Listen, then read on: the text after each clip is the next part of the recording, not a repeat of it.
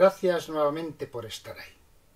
Este vídeo corresponde al contenido de la sesión presencial del 19 de enero de 2022 del curso de Historia de España en el Centro de Mayores de la Casa del Reloj del Distrito de Arganzuela, en Madrid. Empezamos con un tema que resulta totalmente transversal en la historia de España del primer cuarto del siglo XX, la Guerra de África. Hoy veremos sus antecedentes y algunos sucesos como la Semana Trágica de Barcelona, con los que intentaremos contextualizar política, económica y socialmente el conflicto. Vamos a ello.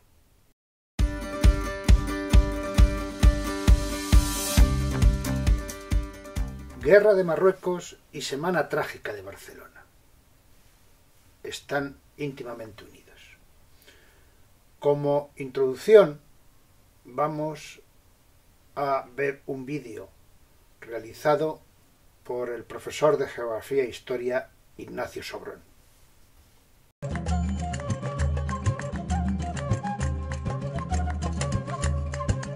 Ceuta, Melilla y otras pequeñas plazas en el norte de África son lo único que ya le queda a España de su pasado colonial. El desastre del 98 había dejado un ambiente popular de rechazo a las aventuras coloniales. A pesar de ello, España se ve forzada en la Conferencia Internacional de Algeciras de 1906 a asumir su responsabilidad internacional de control en la zona de influencia en torno a Ceuta y Melilla, incluida la región del Rif, y a incrementar la inversión en sus minas.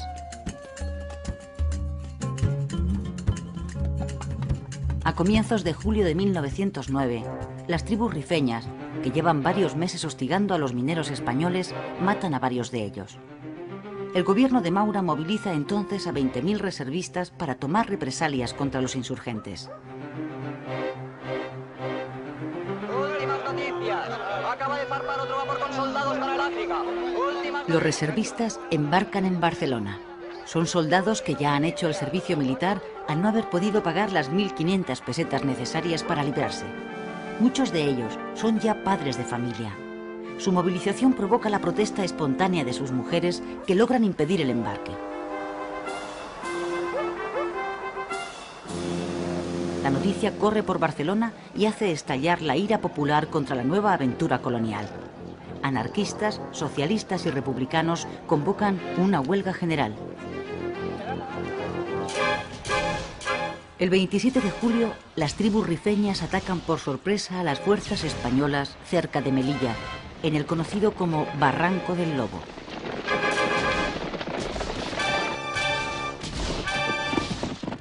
En la emboscada mueren 1.000 soldados y varios oficiales.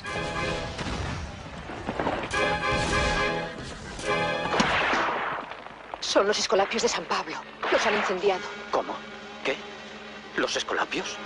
Adoratrices, agonizantes, arrepentidas, asuncionistas, beatas dominicas, carmelitas, concepcionistas. Redentoristas, Ancha 38. También está en la lista. Hay que incendiar el convento. ¿Y la iglesia? No pone nada. No os preocupéis, saldrá también. La indignación popular convierte la huelga general en una insurrección. Se levantan barricadas y se queman edificios religiosos. Más de 50 iglesias y conventos arden o son saqueados. El motín de Barcelona dura una semana. ¡A formar! ¡Vamos! El gobierno de Maura declara el estado de guerra en la ciudad y ordena al ejército sofocar la revuelta.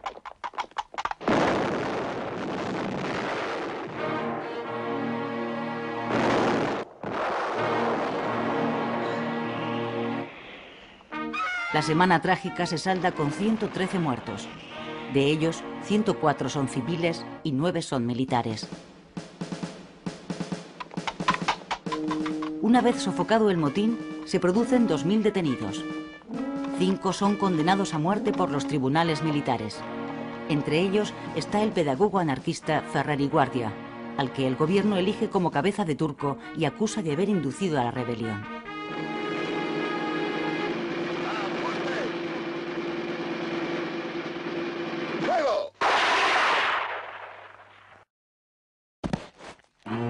Tras el fusilamiento de Ferrer, la izquierda europea y americana, que le considera un mártir del pensamiento libre, organiza una intensa campaña de protesta internacional contra el gobierno español. Se producen centenares de manifestaciones. Solo en la de París se concentran 50.000 manifestantes. En España, los liberales, que hasta ese momento habían apoyado al gobierno, deciden sumarse al frente antimaurista ya existente, formado por republicanos, socialistas y anarquistas, y organizan manifestaciones por todo el país pidiendo la dimisión de Maura. El rey cede ante la presión, le retira su confianza y llama a los liberales para formar nuevo gobierno.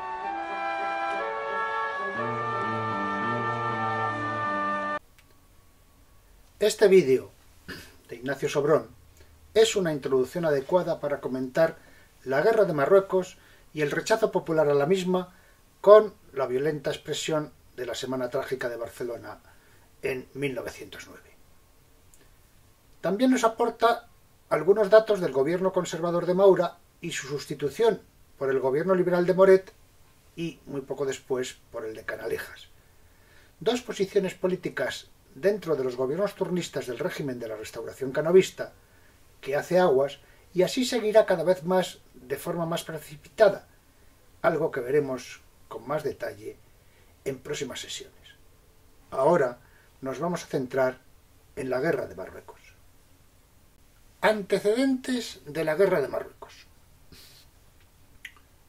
Controlar la entrada o la salida, según se mire, del Mare Nostrum Mediterráneo a ambos lados del estrecho de Gibraltar fue ya una aspiración del Imperio Romano, que conquistó la Mauritania Tingínata, actual noroeste de Marruecos, en el año 40, región que tras la reorganización provincial romana del siglo IV recibió el nombre de Hispania Transfretana, es decir, más allá del estrecho o Frentum. La conquista musulmana de la península ibérica, año 1711, y su presencia durante 8 siglos se basó en el control de las costas de ambos lados. Que no cesen de la conquista de África es la última voluntad de Isabel la Católica en su testamento de 1504. Esta recomendación no se cumplió por la proyección hacia América desde el siglo XVI al XIX, pero será rescatada como leitmotiv por los conservadores españoles, desde las veleidades imperialistas de O'Donnell en 1860 hasta alcanzar todo su vigor tras la pérdida de las colonias ultramarinas en 1898. España contaba, desde las guerras contra los piratas berberiscos, siglo XVI al XIX, con una serie de enclaves en África: Islas Chafarinas, Peñón de Lucemas, Peñón de Vélez de la Gomera y las ciudades de Ceuta y Melilla. Estas últimas fueron destacamentos militares y presidios. Estas posesiones implicaron a España en el siglo XIX, cuando Alemania, Inglaterra y Francia empezaron a pugnar por subordinar a Marruecos. Marruecos se mantuvo independiente hasta mediados del siglo XIX. Francia, tras la conquista de Argelia, dirigió sus pretensiones hacia Marruecos y en 1845 derrotó a las tropas del sultán Maulawi al-Hassan, ocupando parte del territorio. España en 1860, etapa de O'Donnell, hizo lo propio para reforzar los territorios cercanos a Ceuta y Melilla. En la década de 1880, nuevos actores europeos empezaron a interesarse por el territorio, tanto por expansión de su comercio como por sus recursos mineros. Reino Unido quiere afianzar su control del Mediterráneo tras la apertura del Canal de Suez, ruta corta hacia la India. Alemania, recién unificada en su segundo Reich, lanza su política imperialista en África e inicia inversiones en Marruecos. Portugal e Italia también reclaman una parte. Se suceden una serie de tratados internacionales, algunos de ellos secretos, para repartirse el control. Primera Guerra del Rif. Tras los tratados firmados entre el sultán de Marruecos y el gobierno español en los años 1870, las relaciones con España fueron de paz relativa, con el propósito de mantener el statu quo. Sin embargo, la paz se vería perturbada por la crisis de Melilla, que comenzó en 1890 y siguió durante los 3 años siguientes. Durante esos años, los choques entre las tropas españolas estacionadas en Melilla y las cabilas rifeñas limítrofes habían ido incrementándose, hasta culminar en el ataque a la ciudad durante los días 27 y 28 de octubre de 1893, en que murió el general García Marballo, gobernador militar de Melilla. El gobierno español destaca tropas a Melilla al mando del general Martínez Campos. Ante la posibilidad de una guerra, el sultán Hasán II destaca a su hermano, con fuertes efectivos, el cual logra reducir la rebelión rifeña. Estos hechos se conocen como la Guerra de Margallo o la Primera Guerra del Rif. A estos enfrentamientos siguió un nuevo periodo de paz relativa, que habría de cambiar tras la pérdida de las últimas colonias en el Caribe y el Pacífico en 1898. A partir de entonces, la política exterior de España se centra en el norte de África. Además, España procura salir de su aislamiento internacional e intenta participar en las nuevas políticas de alianzas que se dan en Europa a comienzos del siglo XX. Desde 1898, España intentó establecer acuerdos con Francia, Inglaterra o ambos a la vez, pero fueron dificultados por los continuos cambios de gobierno. España fue acercando posiciones con Francia, ya que en 1902 había ofrecido a nuestro país el reparto de Marruecos. El gobierno español no aceptó, reclamando que el Reino Unido fuera informado para evitar su hostilidad. Pero en 1904, una declaración conjunta franco-británica dejaba sin efecto esa política, pasando a la idea de penetración pacífica dado el estado de anarquía en el que se encontraba Marruecos tras la muerte del sultán y la juventud y falta de experiencia de su sucesor con solo 18 años. Alemania quedó marginada y en 1905 ocupó Tánger, situación de tensión que provocó la Conferencia Internacional de Algeciras, 15 de enero a 7 de abril de 1906. Colonialismo dependiente o subimperialismo en Marruecos.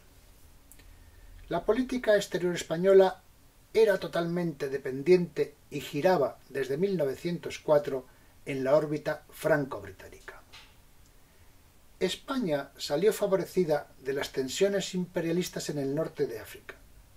Acordada entre Gran Bretaña y Francia la asignación de áreas de influencia en Egipto y Marruecos, respectivamente, la idea de que Francia controlara el flanco sur del Mediterráneo occidental repugnaba a los estrategas británicos. La solución, aceptada por Francia, fue atender las solicitudes españolas concediéndonos, puede denominarse subimperialismo, la franja norte marroquí, ya que la base del Peñón de Gibraltar neutralizaba el monopolio español del estrecho.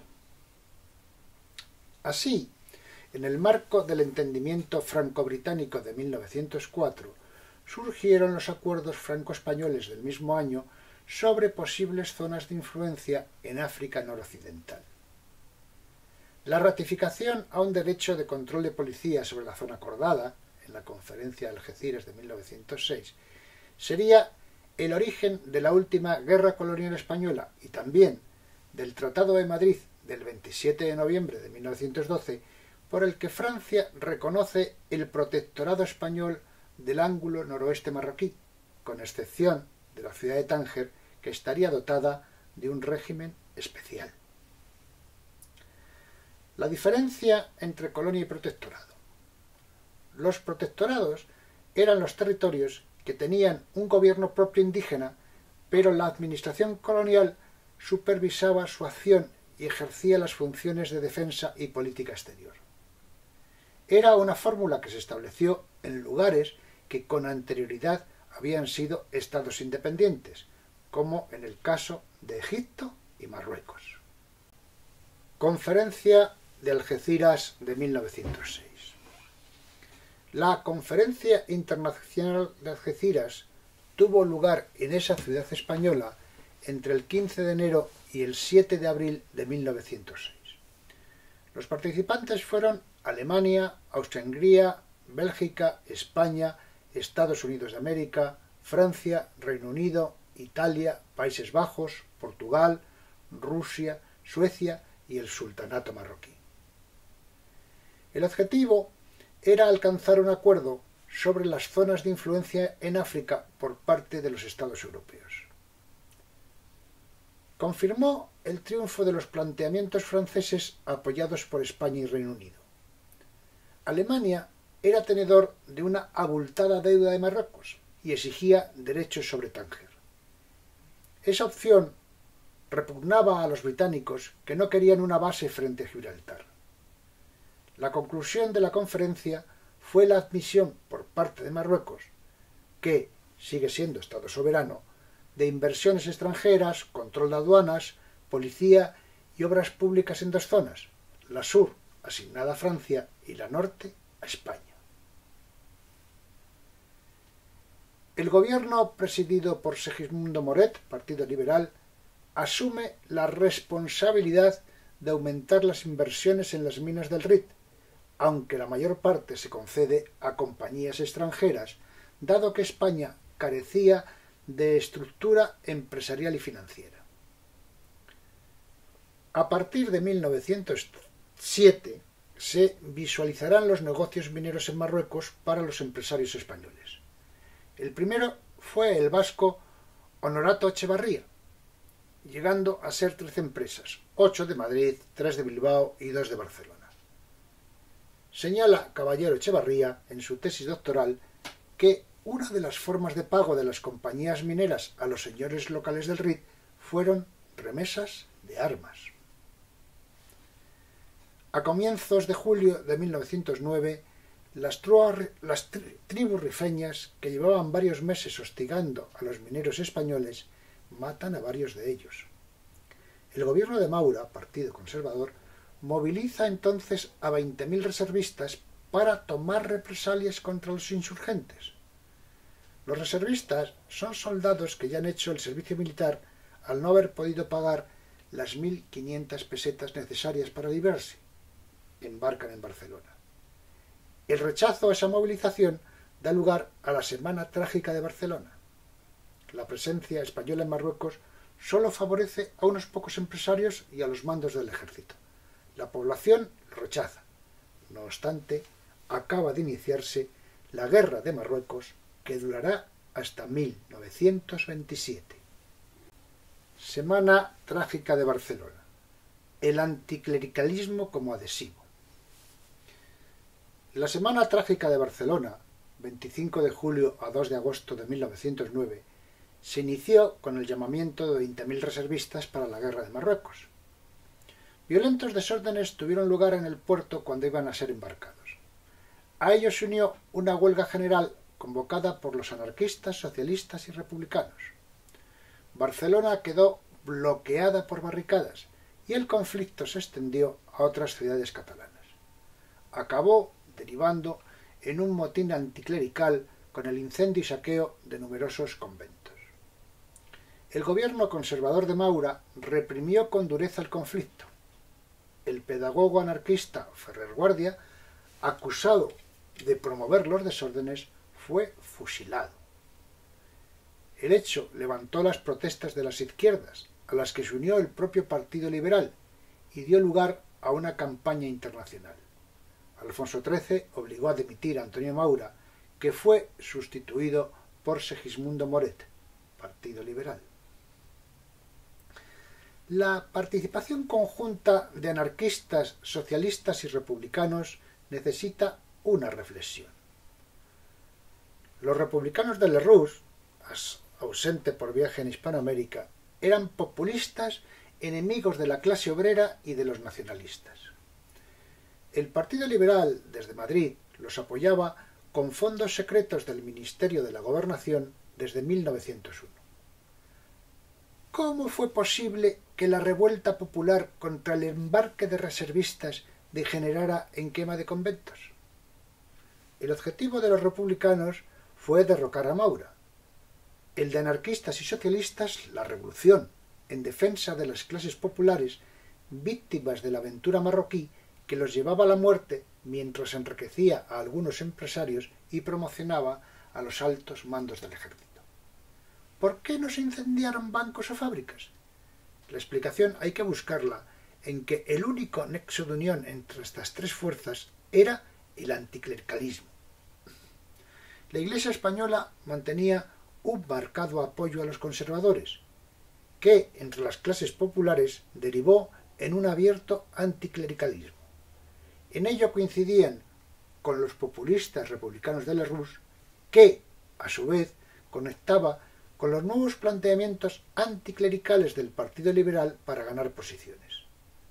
Esa conjunción de fuerzas marcó el declive de la monarquía de la Restauración y será, 21 años después, el germen de la Segunda República Española.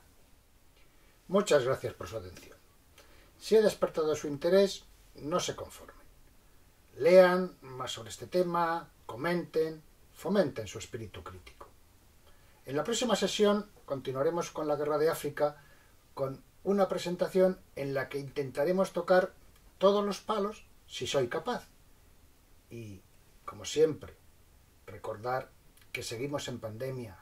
No se relajen, por favor. Cuídense, cuidémonos.